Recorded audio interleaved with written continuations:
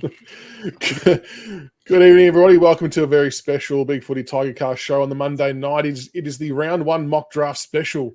I think we'll call it that. But full house tonight. Full house, which is very, very good. Always exciting to see. Welcome to everybody in chat as well. But we'll go around the room. Grok, welcome back, mate. How's it going?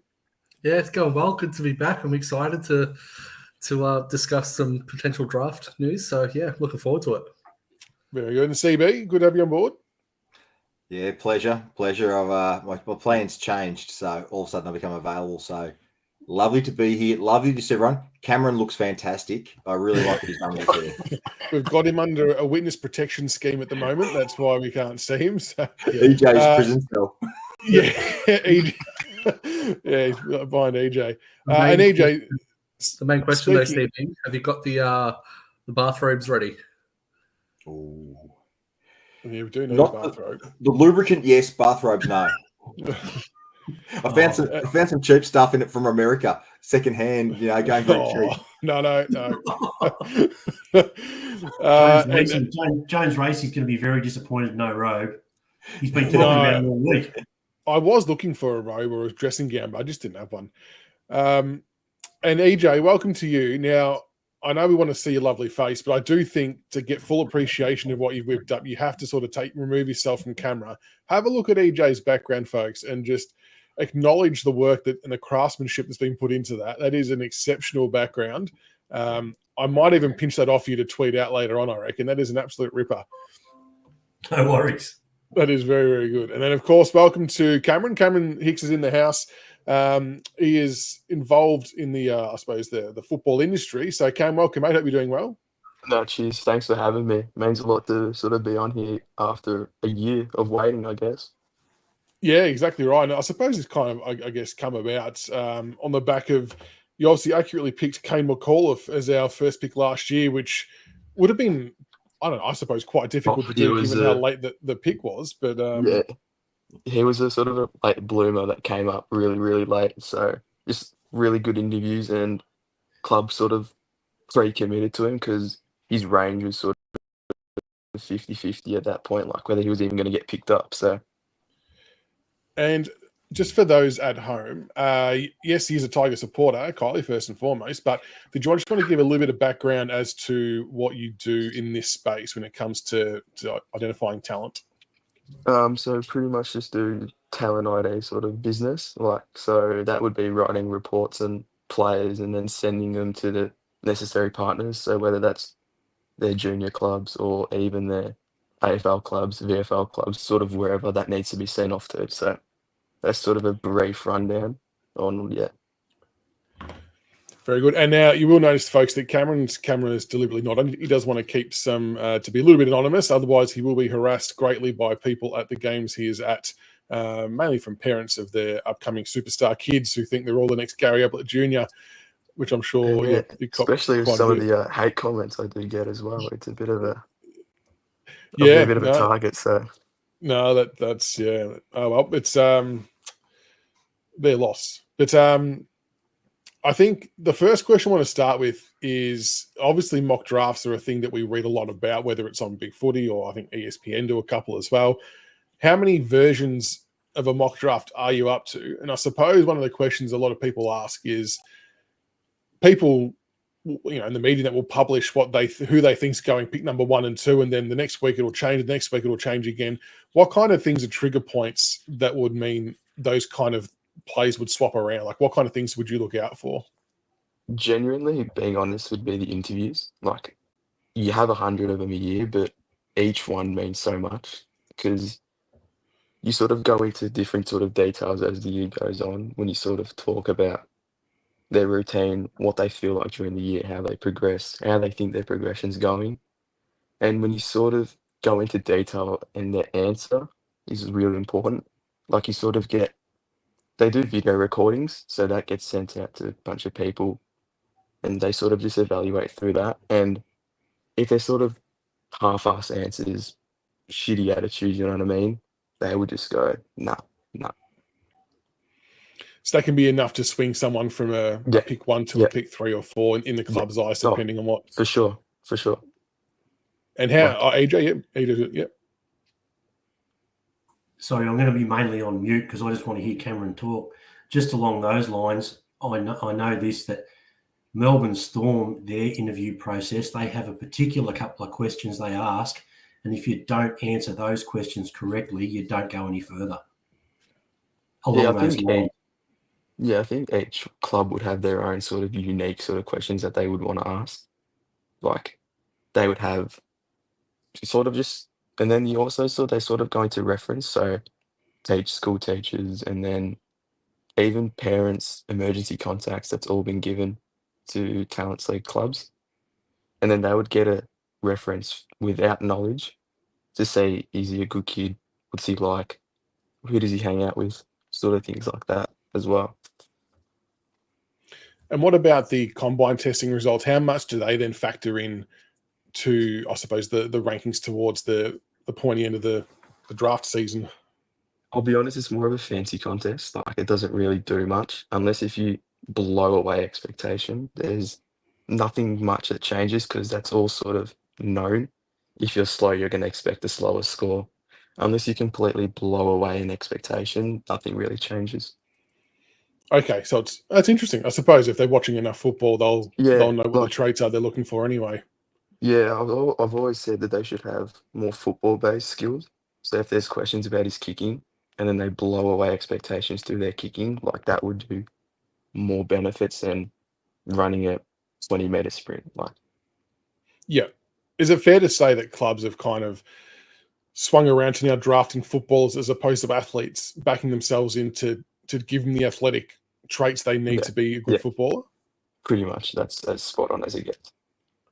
Okay, because I remember for a long time it was probably the other way around. So, all right, with that said, we'll get into your mock draft. So we are going to do it in reverse order to keep, I suppose, to keep the suspense for pick number one, and also because I acknowledge that some people join the broadcast a little bit later and will probably want to hear who the higher end picks are. So you have got it starting from, we've got from pick 1 to 26 for the end of the first round. So I suppose, yeah, feel free whenever you're ready to take us through. We'll do them in blocks of 10, I guess. Oh no, so go from 26 to 20, and then we'll. Can I ask a question first? Blair said he's not a fan of splitting, combining two picks to get pick 2 from North. What's your take on that? Because that will impact your mock draft to a degree, possibly. Do you think we will split it? No, I think we keep both picks. So he has, without spoiling, he has included what his thought is. So pick 2 in his mock draft is not North Melbourne. It is another club, but it's not us. Oh, okay. Not us. Yes. Ooh. So, all right. So Cam, when you're ready, go through from picks 26 to 20, and then we'll reevaluate after that. You could go through the 10, and then I can just go through each player if you want to do it like that. All right. Yeah. Okay. So pick 26 is actually Richmond, ironically. Who have you got for us at pick 26? So Lockie Jacks, a sort of rebounding defender from the Geelong Falcons. So he's 184 centimetres, yep. Yep, so 184 centimetres, and I've got some of his strengths. He's rebounding, kicking. He's mainly his intercept marking. He's some of his biggest strengths, and also his consistency as well. Quite a quick play, averaged 22 possessions from clear memory. And his kicking is just incredible. Like, he can hit a target with his eyes closed. Like, I think Rock's nodding his head there as well. Like, he's incredible off the half-back line. And I think with the way we want to play, the kicking's going to be a major play, especially from the back half of the ground as well. So if we can have those elite kicks, which I think we want as well, like Lockie Jacks is up there in plays we've interviewed as well. So I think he could legit be a lock for us, whether that's 26 or 25, whatever, how many picks we have, too much to count. And I should have qualified this as well, that the reason why it's 26 is we do have 2 academy bid selections in amongst this first round. So that was our pick 24 that's pushed out to 26. And in terms of, if anyone wants to look him up, spelling of the surname, Cam's got it as Jaquues. Yeah, so that one got me for a while, forgetting the C, excluding the C. Pick 25 would be for the Sydney Swans. Who have you got there? That's Matt Whitlock from the Murray Bush Rangers.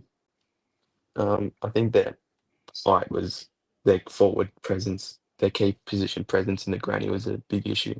I think that was quite obvious, and Logan McDonald and Joel Amadi aren't going to cut it. So gone the Matt Whitlock pick as well because he's raw. You need those talents, and I think he's got really good. Many people think he's raw, but I think he can come in day one, play a good role. So I think it's a good call because I think a lot of us identified their key forwards as their weakness. So I reckon that's not a bad pick for them. I think they should have let Logan McDonald leave. To be honest, they would have got those 3 first-round picks like no tomorrow. So yeah. All right, pick 24. We've got to the GWS Giants. that's Tom Gross. He's a sort of hard on your sleeve type of player. Sort of plays a mixed role between the mid sort of forward line as well. And he's just a kid that you can rely on. You sort of think GWS need a few of those tough runners, tough grit sort of players now with the exodus of players that they've had leaving the club as well. I think Perryman was one of those players you could rely on week after week. And Tom Gross, I think, is definitely one of those you can. You can play him again day one. His two-way running's elite. Offers a really good kick, can go forward as well. You can play him anywhere as well. That's one of the big benefits from him. You can play him off the halfback, mid, and he's a good second goal snag as well. Sounds like a handy pick if he gets to him. Pick 23 is Richmond again. Who have we got here? I haven't heard this name before, so this is an interesting one. Yeah, he's a ruckman, sort of more of a hybrid sort of ruckman, sort of that more agile sort of ruckman. Sort of more agility, contested marking, kicking sort of ruck. So he's that sort of, I would even say like that sort of Nate Curtis replacement. You can reliably, chuck him down back. You can take a good mark. And he's also a good goal kicker. Like you normally know ruckmans can't kick a goal for shit, but he's a pretty good kick. Like he can kick a 50-meter kick, a goal. And what was the name again? I think we missed the name.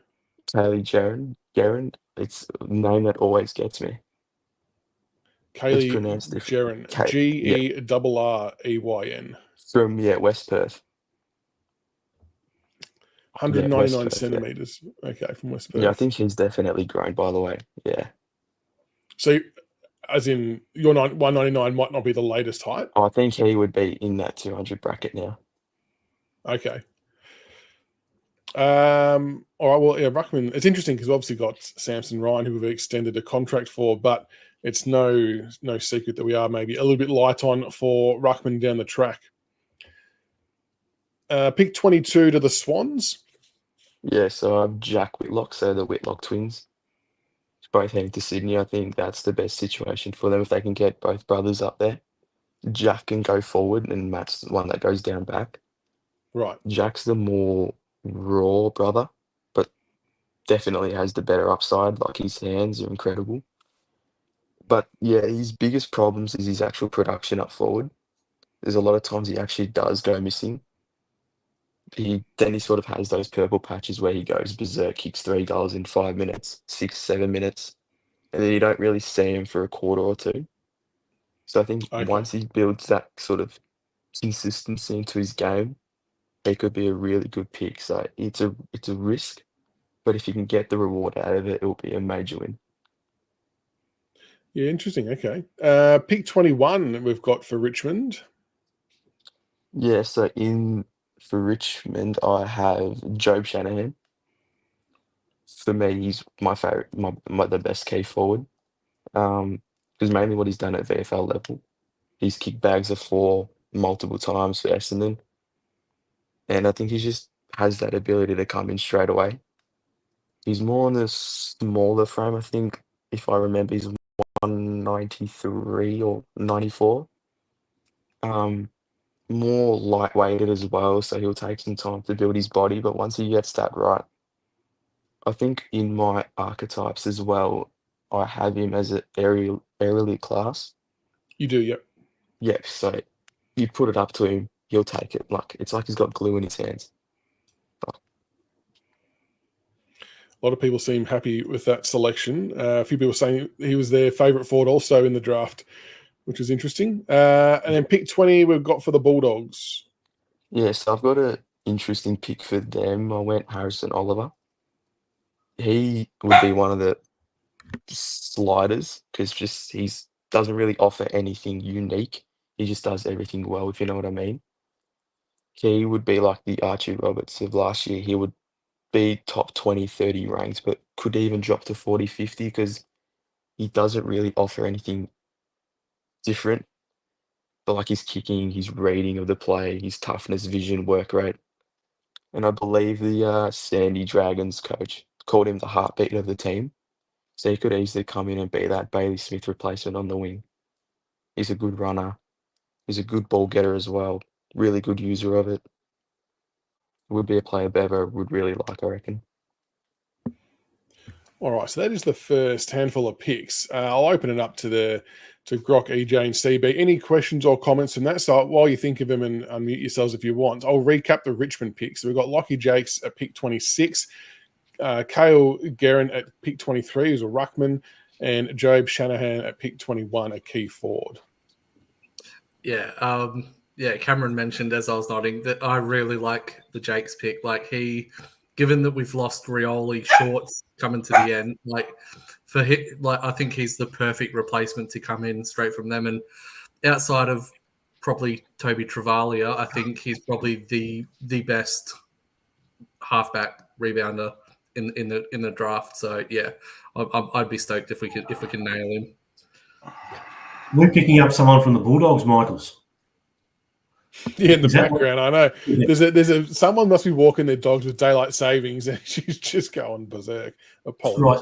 My question is, with the Shanahan pick, 194, so he's not the biggest. So if you were to describe who he plays like, Cameron, from who's in the league now, who does he play like? I would say he's everything you see in Josh Tracy, to be honest. Like, I've had him down as Josh Tracy 2.0 for a while. I think pretty identical. He'll take his time, but once he sort of gets that season, gets that consistency, like you'll see him kick 35, 40 plus. CB, I find it fascinating that we take a ruckman and a key forward that late, because I've got a serious man crush on a forward hopefully for our third pick the other way, around about pick 9 or 10. So I'm curious to see how many talls, what the mix is coming on down the line for where we go with this. So I'm intrigued.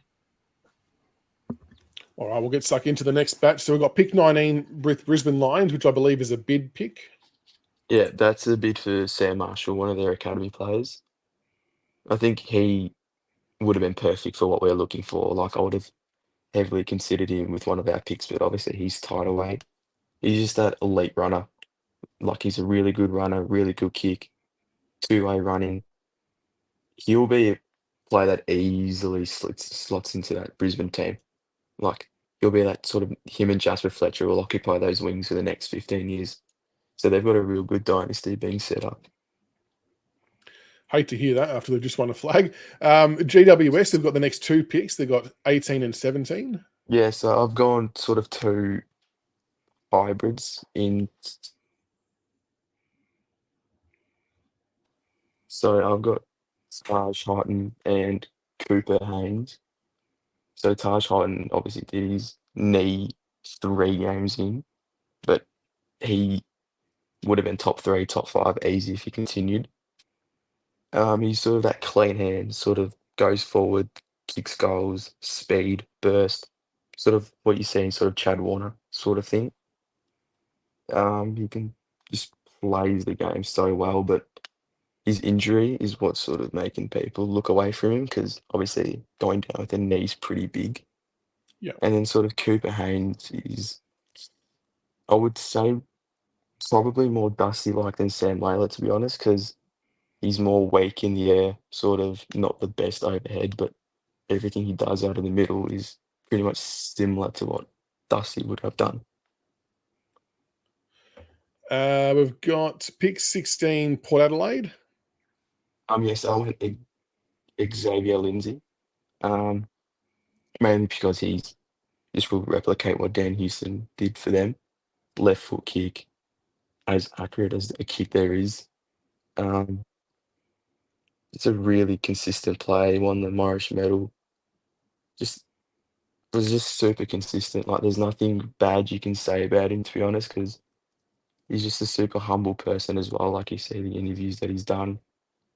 When he won the medal, he would credit his teammates more than himself. So I think that's just a really good character that you get as well. We've got West Coast with pick Yeah, so 15. for West Coast, I went sort of a homegrown player for them in Bo Allen. He's going to be that sort of leader that they're looking for, I think. He's explosive, really good in the contested ball, really good physically as well. He's a really big body, but he knows how to sort of use it. And his decision making around goal is also really clever. Like you said, a few games for Pure Thunder, especially in the finals, his ability around goal is really Dangerfield sort of esque. I know that's not going to go well, but his ability around goal is just incredible as well. So I think he's one of the safe picks as well. If you want someone that you know is going to be ready and has the ceiling as well. Now, was there meant to be a Freo pick somewhere in amongst that? So I think they've got Good 14.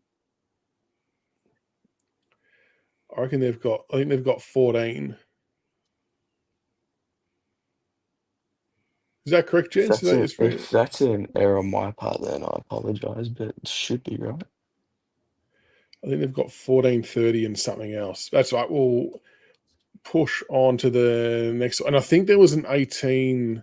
Was there pick 18 for? I think pick 18 is meant to be ours, or was that the one that pushed out the 21? That's what's been pushed out. Yes, that's pushed out because of previous academy bids. Yeah. So the next one is you've got pick 14 as Richmond.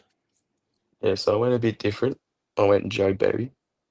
I think we need that sort of crafty forward. I think people may not agree, but I think we need that sort of crafty small forward who's really consistent at hitting the goals. There's just been, I think, multiple games where he's kicked 2-3 goals and then he's gone into the midfield and racked up multiple touches. Really good with his hands, finishing, his scoreboard impact, his smarts as well around the ball, and his work rate's really, really good as well. But one thing I have noticed about him is that he goes really quiet in the clutch. So mainly around those fourth quarters, he gets sort of tagged out of it, sort of pushed out, and he becomes a bit lazy then. But I think if he can snap out of that, he would be like that Tom Papley sort of small forward that I think we'd be looking for, to be honest. Like, it'd be a bit of a different pick, but we have so many. So why not go a bit bold on one of them? Saw a few eyebrows raised there on the screens. Grok, EJCB, you happy with the potential Berry pick? On talent, yes. But as Cameron said, some people are gonna like the pick, some are not. I'm in the camp of if we think that he's the best available player, yes. But in terms of overall needs for the list management, I think a small forward is probably not high on our priority list. Fair enough. Next pick we had was pick 13 for Essendon, which would be a bid, so I believe. The Keiko bid. So that sort of better small forward, the more traditional small forward, X factor, sort of speed, tackling, and goals. I think he's just everything you want in a small forward. He brings that sort of flawed character as well, which I think you've seen with Nick Watson has sort of became sort of trend now, sort of a need. You sort of want those characters now, and I think it's the perfect time for Essendon. They need someone who can take the X factor off Zach Merritt sometimes and just cause panic. Like that's what he does. He causes issues for teams, and his just speed is just incredible to see, and how quickly he gets to you and chasing down tackles.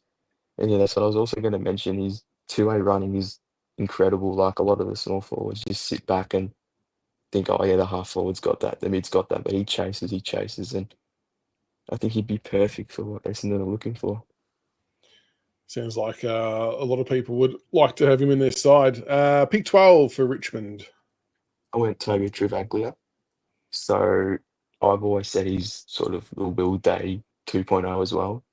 I think just the utility that he offers, like the versatility he can offer, is just super unique. His running, his defensive work, his offensive work. He would put his team on the back if he could. He's a good leader as well. Good kick.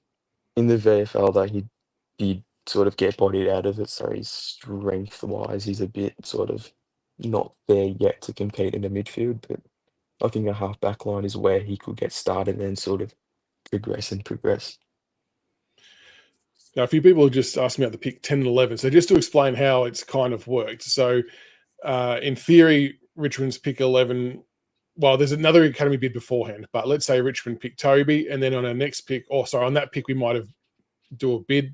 So that's why our picks end up being split, because Essendon then come in over the top and redeem their points. So that's why those two aren't, in theory, back to back. But Grok, I could see, and EJ, I could see you nodding your head very, very happily about the possible pick of Toby. Yeah, as I mentioned with the Jacks pick, like Travaglia for me is the best rebounding halfback in the league right now in the draft. So to pair him with Jacks at halfback, that's our Rioli and Short sorted for the next decade. Like they're going to be very, very good. Very good. All right. Then we've got pick 11 for Melbourne. Yeah, so I've done Murphy Reed. I think they're from what I've seen, they're going from just best available. And I think Murphy Reed would be that pick. He's sort of that midfielder, sort of that outside midfielder that runs. So he would be on the other wing of Ed Langdon, really can drop into the mid, great by hand, like really, really good by hand. He's got really good class as well. Like some of the side steps he does, the composure he offers as well. He's really, really, it's like actually quite good. And his marking as well. Overhead, he's one of the best for the mids.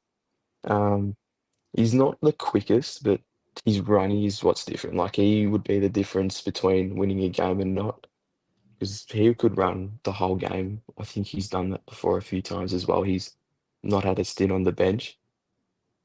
So he's just got that running capability as well. Pick 10 for Gold Coast, which is a bid pick. Yeah, so Leonardo Lombard. So I think he's a player that will love. Sort of that hardworking midfielder, runs all day, explosive, strong, just competitive. He'll get in the opponent's face. He starts a couple tossles or fights with the opponents. He's just a really competitive kid. But he doesn't take any offense to it. He just says that's what he does to get himself involved into games. Like he's actually a really humble person, but he's just acts like that on the field to sort of get himself involved. And you can't hate that because that's what gives him the edge on other mids and gets in their heads early. And you've spoken to other mids that have played on him. He said it does affect them because he would push, shove, tickle, just does everything he can to sort of play mind games with them. Just an old school footballer. Yeah, pretty much. So, and I suppose that played a little bit of a part in Gold Coast handing back pick 23 in the Rioli trade, because it kind of helps them a little bit using later picks and points, I suppose, because we flick something back.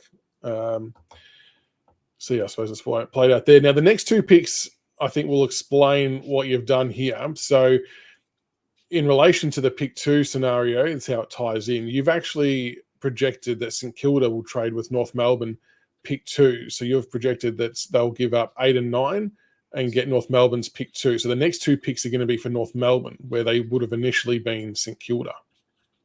Yep, so I've gone different in this range. So I've gone to Harvey Langford for them. I think if they don't need a Jagger sort of type midfielder, they need sort of that hard body, sort of rough, consistent, sort of just big body that's willing to do the hard work in the midfield. And that's what Harvey Langford sort of brings. He's kicking, his scoreboard impact, his size, his work rate.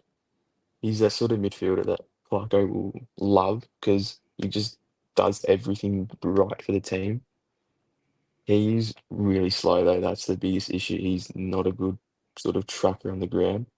He is quite slow, and that's a big worry, I think. And I would have had him going to Richmond earlier, but I think as slow as our midfield already looks, it just wouldn't be a good fit for us, I reckon. Fair enough. And who'd you have for North Melbourne at 8 after they've swapped it with St Kilda? Yeah, Alec Taru.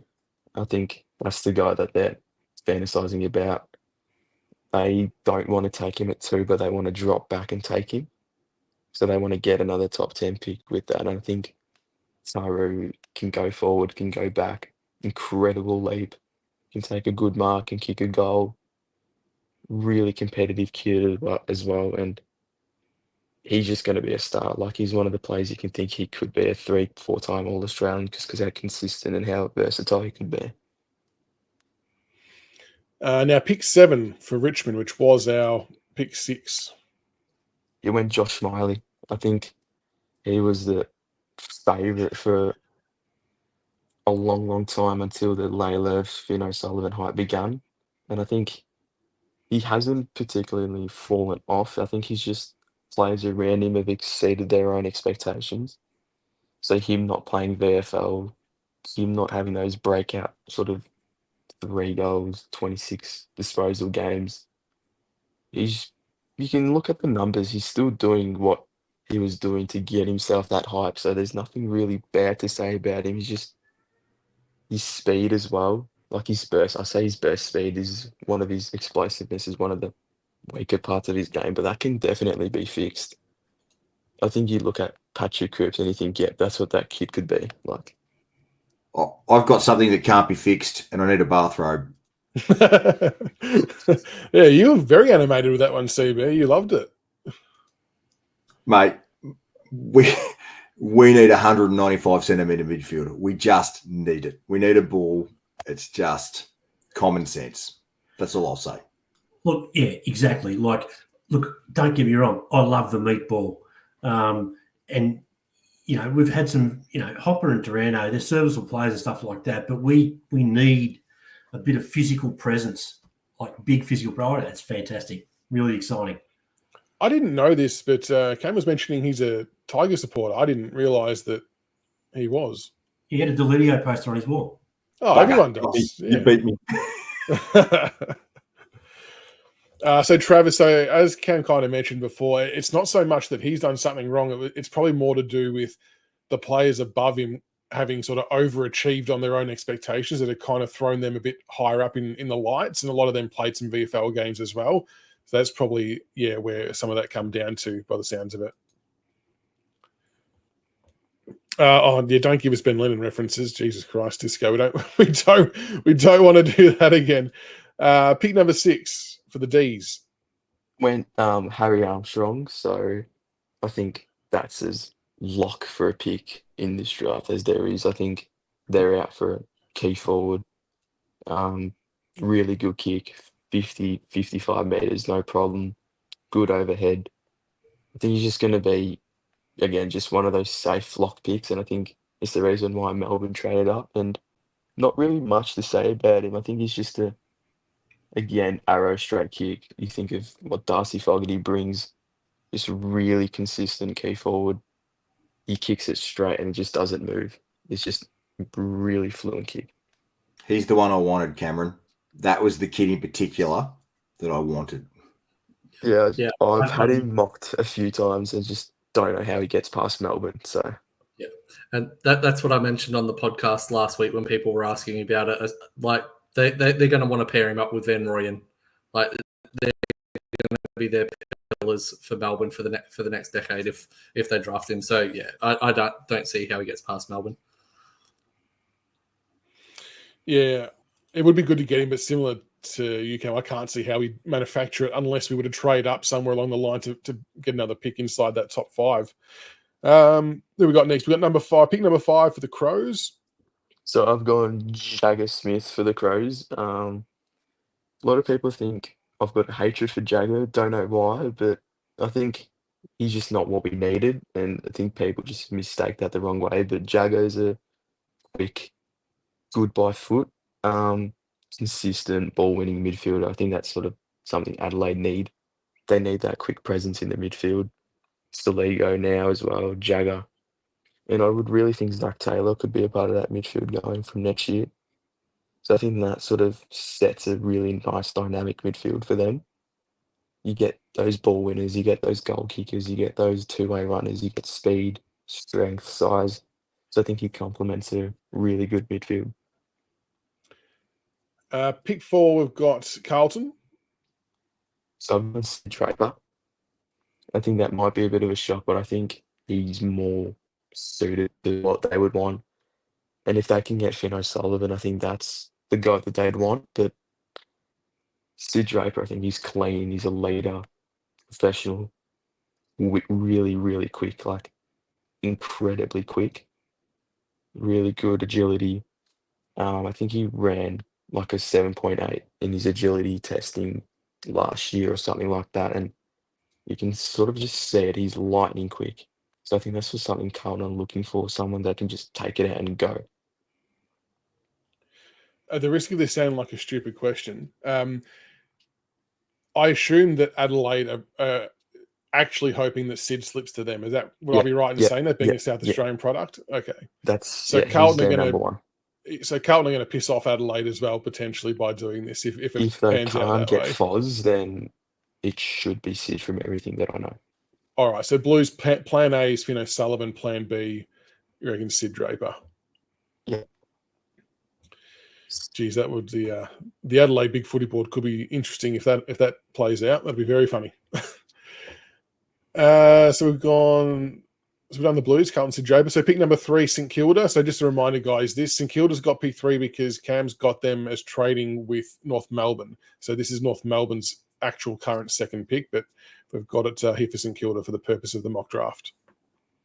Yep, so I've gone them taking Finn O'Sullivan. So I think he's everything they're crying out for in the middle. I think if he can bring that scoreboard impact, versatility, sort of his foot skills, his impact, I think with his disposal is the best I think I've seen.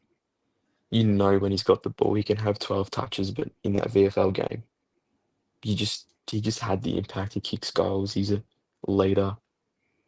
I think you think of Isaac Heaney, to be honest. I think I've said that for a while. You think of what Isaac Heaney's been able to do, not have those high disposal games, but those impact games.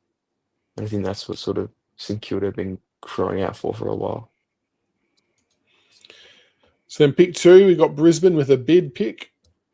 Yeah, so I think this is quite boring, but Levi Ashcroft, I think St Kilda will bid on him, or whoever has 2 will bid on him.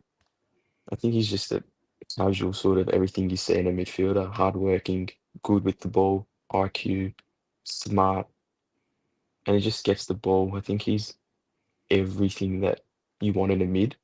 Like there's no weaknesses in his game that I can really see.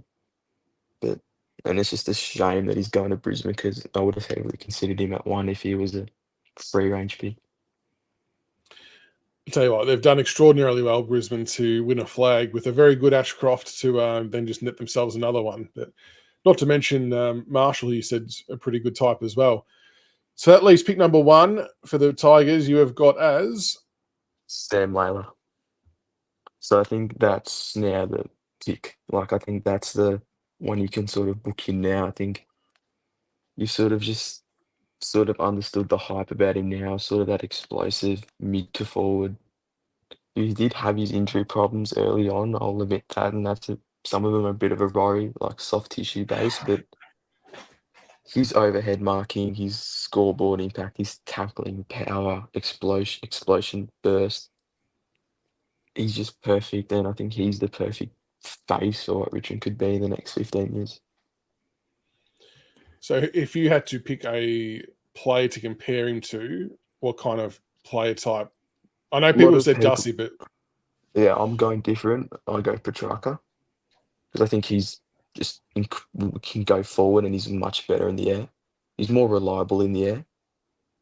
And you can I think he will start up as a half forward.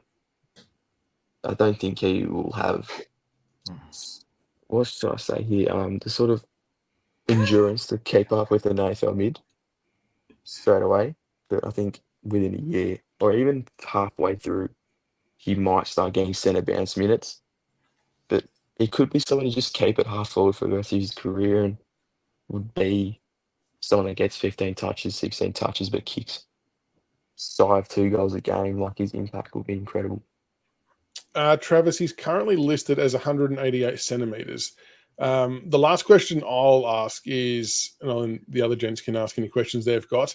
How worrisome are the injuries that he's had, whether it was this year, last year? Is it a great concern? Is there an element of risk attached? I know there's elements of risk to every player, I suppose, but we don't want to obviously use a number one pick and then the player starts breaking down. What are your thoughts on the injuries that he's had over the journey? Don't think they're anything to worry about. It's just sort of where he's had them is something you worry about. So it's sort of the quad, he's had his foot and his hip was some of the issues he's had throughout the last sort of 2 years.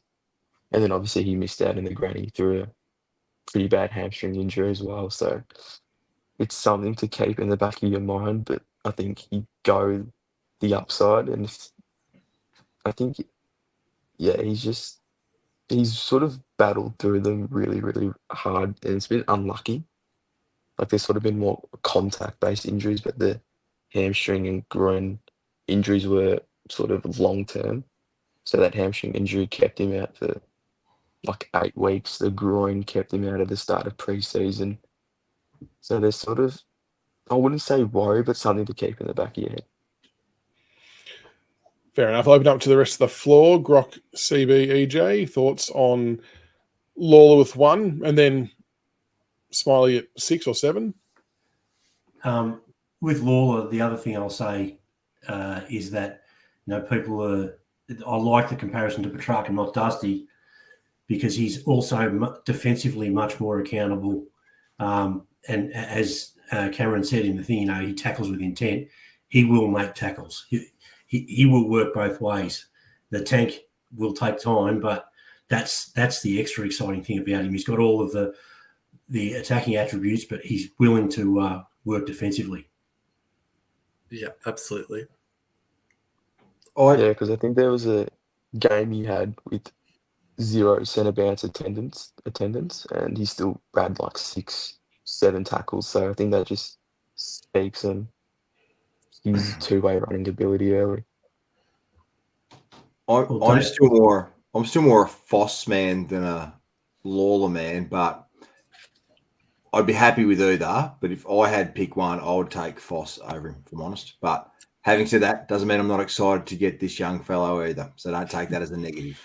See, with Lawler though, if Louis the Butcher was still there, I'd go Foss. But because he's not there, and Lawler's got his obviously he's had his injuries. Yeah, now that we've got hopefully a somewhat competent high performance manager, I'd be willing to take the punt on Lawler. Like, he's got the most upside of any player in the draft besides, in my opinion, Taru. I think Taru has potential to be the best player in the draft. But like Taru and Lawler are the two for me that are top tier, like talent wise. So now looking at, I know you did do second round as well. And I think it's worth noting as well, guys, that what does eventuate to be pick 26, which was the end of first round, and 27, the start of second round, there is obviously the very real possibility and maybe even probability that they will be traded on the night in live picks. Far too difficult to assume or guess what's going to happen there. So I think for the sake of mock drafts, you just assign players to it and whatever happens, happens. It's a mock draft for a reason. But there's a very live chance that they will get. I personally think 26 and 27 or whatever those 2 picks are, I think they'll be used in some kind of on trading for 2025.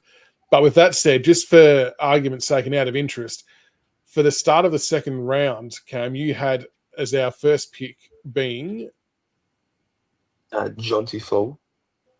Jonty Fall. So, yeah, that's the type of player we may be looking at if we were to actively use that pick, but it could also be traded. So, love that pick. Do you want me to So are you saying at this point, Michaels, that we've got 2 picks in a row available? Yeah, so 26, 27 would be the end of first and start of second. Okay, so my question for Cameron then is, I can see us trading one of those, but if Jonty 4 was available, do you think that we would take? I think we could. I think there's no reason not to take him early as well. I think even with pick 21 or whatever that pick would be, 20, I think there's no risk in taking him. He will bring the effort day one. He'll be consistent. I think he's a bit raw though. That's the thing. He took a while to get going early, but once he sort of broke out, that's when he was sort of unstoppable. And then he did have a bad game in the grand final, but I think that's a poor sort of sample size to go off because they did get flogged, the whole team, and he never really had a chance to build himself into the game. So I suppose here's the question, because the Tiger typewriter's point, the first pick of round 2 is always highly sought after because of players who slide. If Jonty's still there, do we entertain ideas and still trade it, or would you take Jonty being a key forward to develop and grow? If you want to take the risk and see if he falls, and if he gets there, then you shouldn't trade the pick. I wouldn't trade the pick. I think if he's there, you take him. 100%. But if we can get a pick towards the back end of like next year's first rounder, for example, which isn't as strong, I'd definitely look at trading the pick. But I love Jonty. I've been on Jonty's bandwagon for 6 months now, as anyone on the Tiger Cast knows. So yeah, if he's still there at the board, absolutely take him. Like, he will be our Rewalt replacement. First time I've heard you talk about him, Grok. You just make crap up. Reece, I can answer this one really quickly. So Luke Traynor is down at pick 35 for St Kilda on this particular mock draft. So the other thing he did as well, Cam, is obviously there's a few names always up for selection for Richmond with our picks. So you actually went through and you listed what players you think could be hot on our radar for all those picks that we've got. So pick 1, you have listed Lawler, Finn O'Sullivan, and Jagger Smith as the 3 likely players that we would identify and take as pick 1. Obviously, with Lawler, you believing being number 1. What is there anything that could happen between now and draft night that would swap it to Finn O'Sullivan or Jagger Smith? Even if it's just a slight preference, even if you just sort of think, okay, are we overthinking what Lawler can do that Foz can't? Because I don't think there's much that Foz can't do that. Yeah, I don't think there's anything different between them. I think Foz can replicate what Lawler does, sorry. But I just think, I'm trying to think. It's actually a really good question. I think just maybe interviews again, like how he prepares mentally. I think that would be big as well, because Lawler's had the sort of character of being a good leader. So if he doesn't possess those skills, I think that could shy away. But something incredible must happen, I think. Now, a few people have asked questions or mentioned that it's a big slide for Traynor into the second round. Was he the player who's had concussion injuries? I think that you mentioned last week, Rock. Is that the basis of the sliding of the pick? Yeah, absolutely. At one stage, Traynor was locked into North at pick 2. That even a couple of weeks before the news came out about the concussions, and I think he's had 2 or 3 this year already, which isn't a great sign. And was advised to take the rest of the year off. So, yeah, I doubt he gets taken in the first 30 picks at this stage. I think clubs right now in a strong draft where the top 30 picks are all very likely types. I don't think they'd want to take a risk on a player that potentially may not be on the list in 3-4 years' time. So for pick 6, the names you had down here were Smiley, Langford, Armstrong, Murphy-Reid, and Taru. Obviously, you went for Smiley at that pick. Would you be so? I suppose Harry Armstrong's the other interesting one that a few people have mentioned. Would you be equally as comfortable if we took Armstrong, or is the general rule of thumb for these first couple of picks go your best available mids? If Armstrong was at pick 6 and then whatever that turns to, I would be on board taking him straight away. No questions. All right, so if Melbourne pass on him, then you take him no matter what. Yeah, which I would think would be impossible. But yeah. Then for pick 10, you had Murphy Reed and Xavier Lindsay, who I think was a little bit further down. Murphy Reed was probably one that piqued a lot of interest from people. Yeah, I think he's just, again, I think we can target different sort of caliber of mids. I don't think things that Murphy Reed offers is anything unique. So I think he can find him in a year in a different draft. So I think could be a midfielder we look at next year or even through a trade. I don't think he's anything different to what we already have. Now, a few people have also asked about, is it Sam Davidson from our VFL team? Open to the floor for anyone who may know the answer, but does anyone think he's going to get taken in national draft, or is it going to be pre-season draft?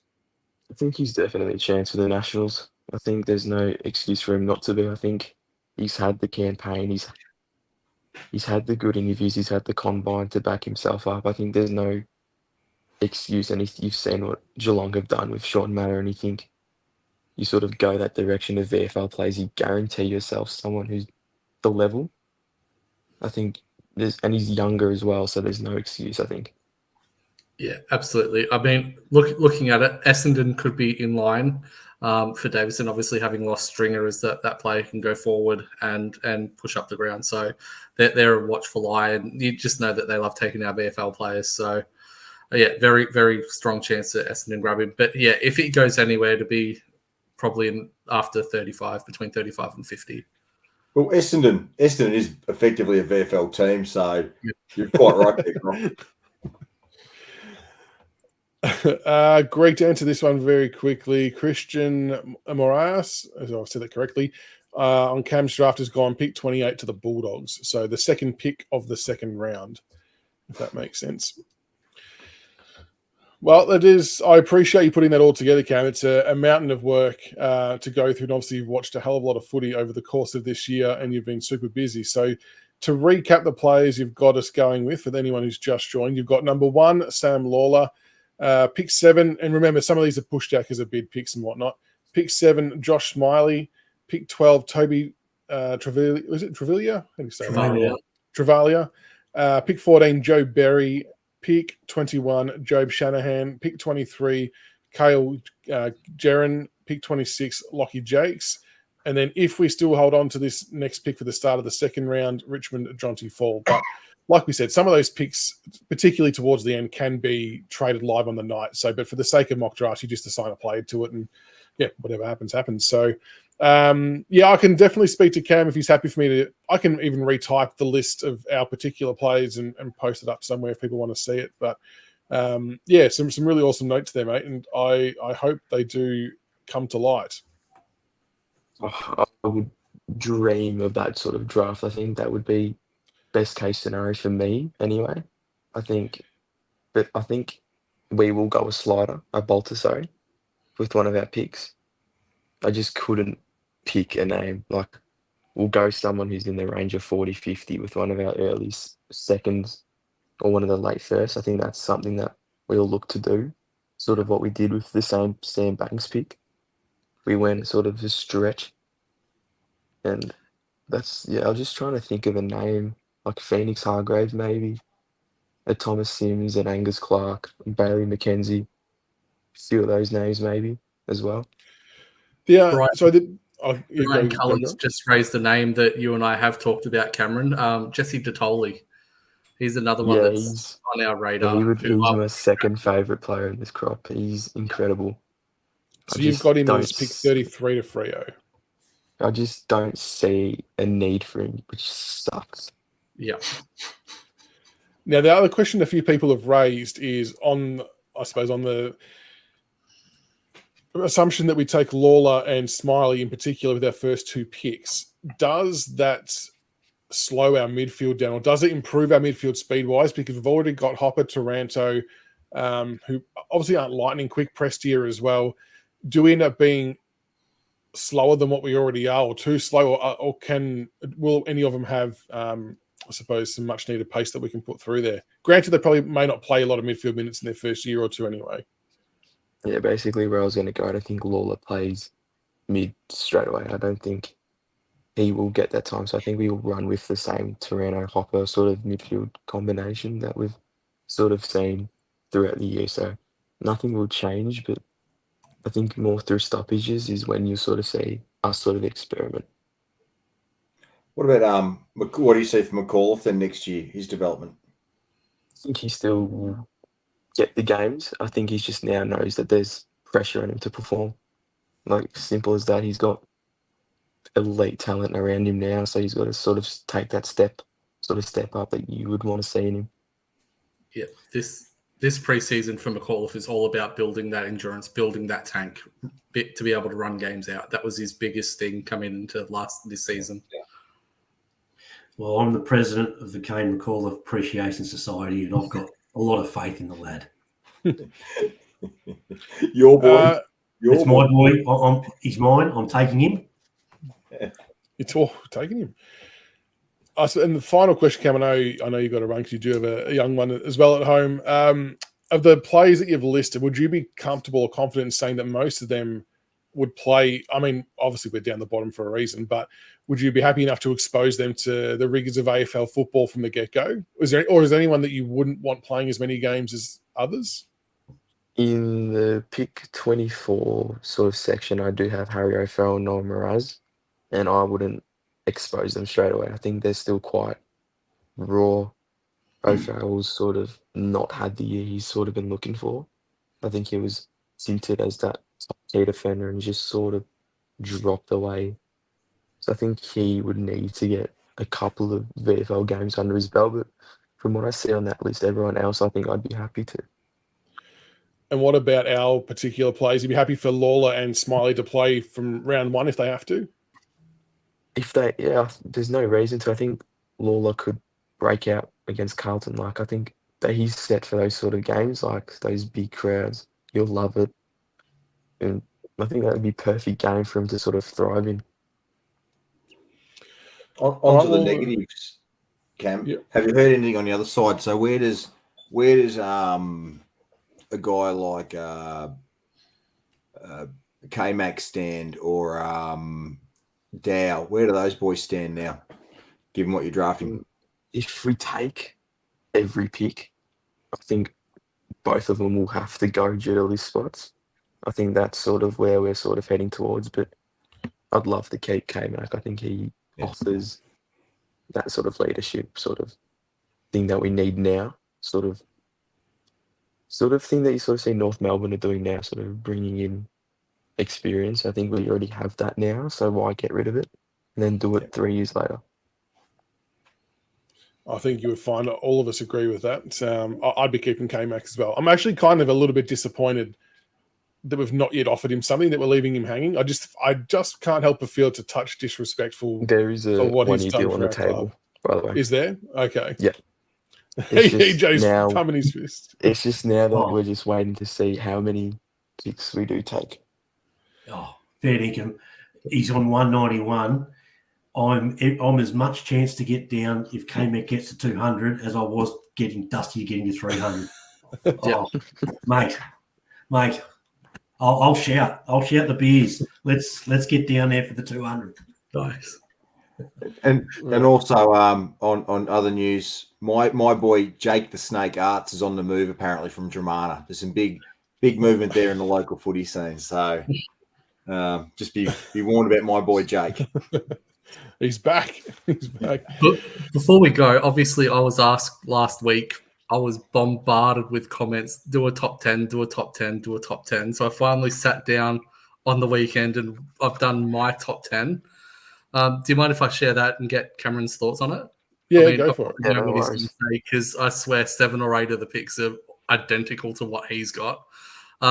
So obviously pick 1, Lawler. I mean, we've already discussed it. 2, Brisbane, Ashcroft is, a given. I've got North taking O'Sullivan. As you mentioned, he's the type that North currently lack.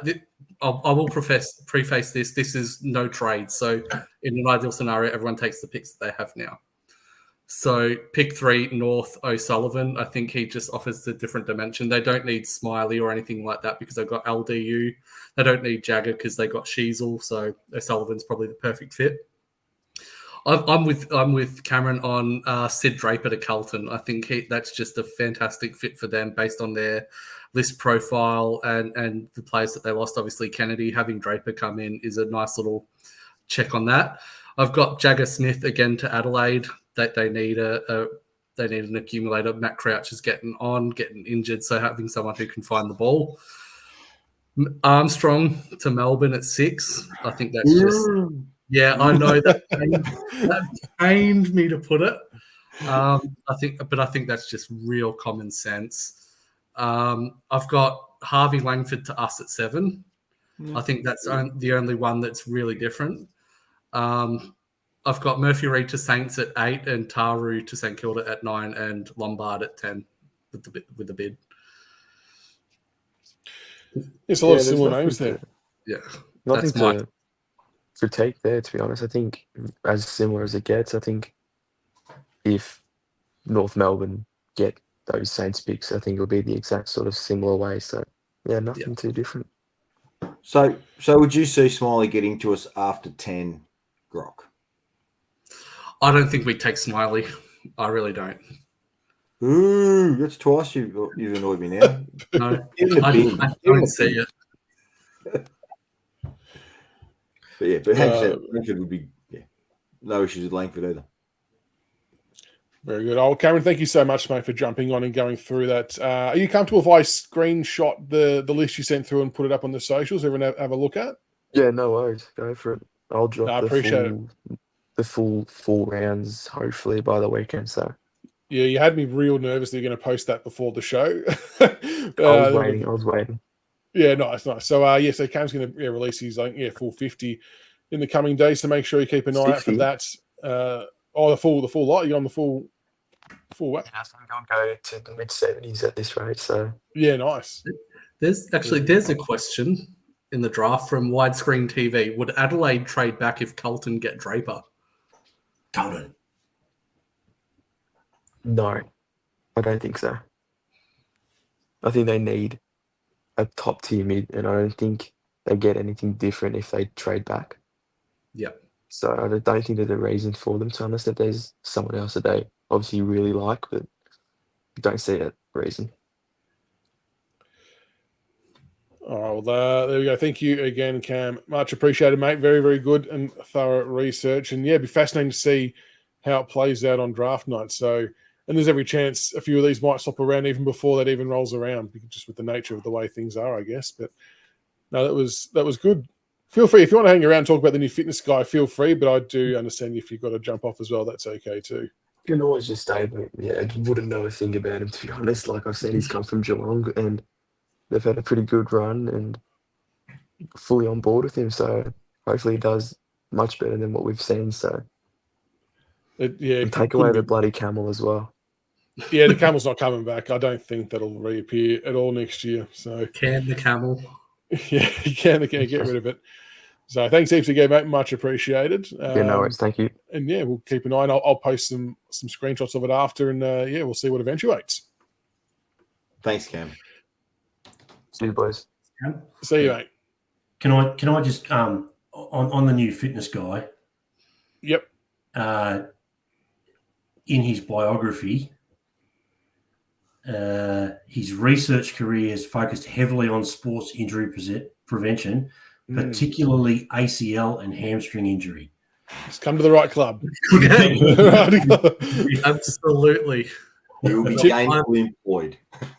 Tick. So Ben Serpel is his name. So from Geelong, and has had background in other, I suppose, industries as well, led to believe. But I don't know a hell of a lot about him. But a lot of people seem very happy with the signing. So hopefully all things go very well. Can I just say again, with the off-field, we've had a pretty disrupted off-field the last 2-3 years, a lot of change. We've made some very, very good decisions off the field so far with appointments and things. So it gives me confidence that we are heading in the right direction, to be honest. Absolutely. So thank you again to Cam for sharing all that information as well. Always good to get some eyes who are in the game on what players we may or may not take. And I suppose the top 10 names are names we've all sort of heard and shared and spoken about, but it's the order that makes it interesting. Was there any surprises from that lot from any of you, or would we all be comfortable with if those picks eventuate? Oh, I thought we may trade up. I can see the positives and negatives of both arguments. To be able to pick the two midfielders we want is the sacrifice worth that, pairing the two you want together? But then what you're doing is you're losing another pick in that top 15. So swings and roundabouts. I'll be interested to see which way it goes. It sounds like from all the stuff Blair Hartley has said that it would take North Melbourne, for example, to be paying way over his first even entertainer just with how even it is. Yeah, I mean, North aren't budging on wanting pick 6 from us if we give them pick 2, because at that point they'll take Taru. They really want Taru. Langford and Taru are their 2 targets, and we don't want to give up 6. Because there's obviously there'll be a potential slider in someone like Draper or Jagger or even Armstrong who may be there. So we really don't want to give up 6. That's the sticking point for us in trading for pick 2 is we do not want to give up pick 6. Yeah. No, that's very good to hear. I wouldn't want to either. I think we're much better off going in with what we've got. All I think that will happen is I think the last 2 picks we might trade for futures potentially, depending on who's available. Yeah. Yeah, and look, I don't profess to know as much as Grock or Cameron, but whatever we take with pick 6, you said Langford, didn't you? Yep. He's pretty physical, decent size. Yep. Yeah, as long as it's not another bloody midget, I'll be happy. Yeah, no, Langford. He's got a lot of tools. He's great overhead. He's a great kick, can hit the scoreboard, can go through the middle. The only thing, as Cameron said, is he is slow. For a midfielder, he ran I think a 3.23 in the 20-meter sprint, which is like ruckman, like lumbering ruckman levels. So, that was the biggest. Yeah. Okay. On that point, he said that unless there's something that's really stands out, that the combine doesn't have that much of an impact. If that test is that slow, could that be a reason to see a decent slide because it's a test in such a negative fashion? Yeah, it could be. But again, I think he's got the weapons that he has sort of overcome that. Yes, he may be slow, but he's pretty good in contest with his overhead marking. So, if he's playing as a forward on the lead, defenders might catch him, but he's got a decent jump on him, can take it overhead. So it's not really detrimental. It's when he pushes into the midfield that's where he might get caught. So I don't see Langford being a full-time midfielder. I think he's probably going to be that sort of the sort of wingman / half forward, starting on the wing, pushing forward, taking a mark, sort of like Isaac Heaney does for Sydney. Not comparing him to Heaney, but just that role that Heaney plays. Deck had a question up here. If we get to pick 6 and Jagger and Armstrong are both available, who is everyone taking? Armstrong. No doubt about it. The best contested mark in the draft. It's not even a question to me. It's not a question. It's a statement. Yeah. Lawler and Armstrong will do much more for us than Lawler and Jagger. Bingo. So we need to somehow get it. Yeah. You'd love Melbourne to pass on him, but I agree. I can't see how they pass on Armstrong. Yeah. Can't see how that happens. But anyway, I think, has anyone got anything else to add or any questions to ask? No? Well, I think it's just now the waiting game until draft night rolls around. So I believe it's the 20th of November, Wednesday, 20th of November. So we'll do a draft night watch along as well for anyone who's keen to cheer and celebrate the draft picks we take. And I just, like I've said all along, I feel like whoever we take at pick 1 is going to divide a fair few people, just with how even it is. So we don't have that Harley Reid standout at all this year. So I think there's a lot more lot more up in the air than we have seen previously, CB. RFC's just put the question up, and I think Cameron addressed it. Yeah. If we don't take all our picks, there is a 1-year deal on the table for K-Mac. Yeah, and K-Mac needs to stay, in my opinion, just for a pure. I posted this on the board. Purely from a cultural perspective, we've lost 2,150 games of experience over the last 2 years in trades and retirements. So we need a bloke with experience, but more importantly, K-Mac is a heart and soul of the club culture type player. Like, he's the one that does everything, and we've already lost 2 in Baker and Graham in that regard as the heart and soul sort of ultimate clubman. We can't afford to lose K-Mac. We've got a bunch of young kids coming in. Who else is going to import e-scooters and from Temu and stuff? Tables and who else is going to do all the DIY stuff at the players' houses? So, and keep in mind too, in regards to Cameron, he puts this list out there. We need to take him 100% his word, and if he gets any pick wrong, I want people to DM this guy and smash him, having just like Tiggs, mate. He's put it out there. We've got to hold him to account for every pick from 1 to 75. If he gets one wrong, write him off. Spare a thought for Dan. He's riding his exercise bike. Spare a thought for Dan. He's riding his exercise bike for the duration of the show. So sorry, Dan. Now, the other thing I would do want to say quickly before we wrap up is I want to thank all of our YouTube subscribers. We have officially ticked over 1,000 subscribers on YouTube, which is a monster effort. So I know there's a bit of a late push today/tonight to get it over the line, but super effort. We can't thank you enough for the love and support on all platforms, but hitting a milestone like that is pretty special. So thank you to everybody who subbed on YouTube. And hopefully we can keep pushing on onto the next milestone. So a massive shout out to everyone. Thank you so much. Yeah, absolutely. Appreciate it. Thank you. All right, that is a wrap for tonight. Thank you again to Cam for jumping on and doing the mock draft. I'll take a screen grab. We'll post it up. I want a screen grab of EJ's background as well, because that's very worthy of a tweet and a post. That's very good.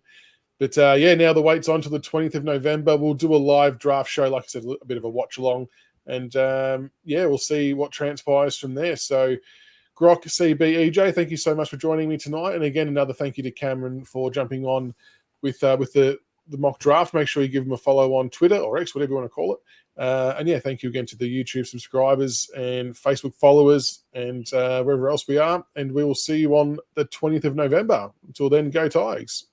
Go Tigers. Love all you people out there. Keep watching. Thank you.